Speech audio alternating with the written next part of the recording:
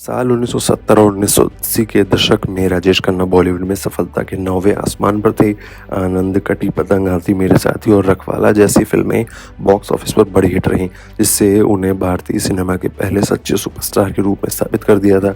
शर्मिला के साथ उनकी फिल्में जैसे आराधना, सफर और अमर प्रेम ने उन्हें एक हिट ऑन स्क्रीन जोड़ी के रूप में स्थापित किया।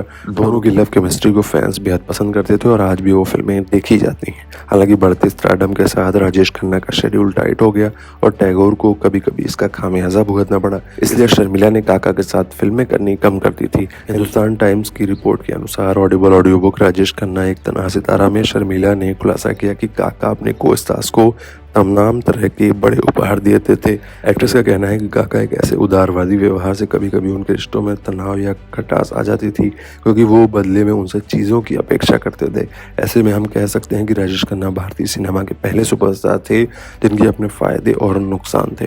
एक्ट्रेस ने कहा कि राजेश खन्ना जटिल लोगों से घिरे हुए थे और मैंने उन्हें अपने मित्रों और को-स्टार के साथ मिलकर उतारते होते देखा है।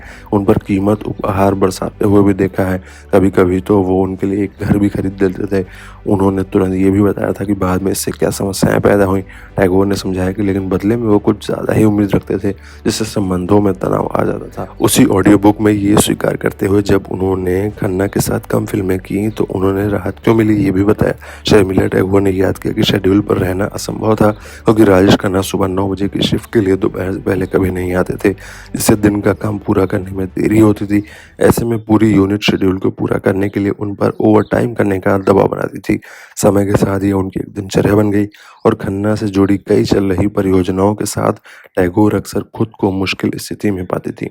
2012 में राजेश खन्ना का निधन हो गया था। अपनी समृद्ध विरासत और दुनिया को शोक में छोड़कर वो चले गए। शर्मिला टैगोर की बंगाली फीचर फिल्म पुराटन अभी कुछ सिनेमाघरों में चल रही है।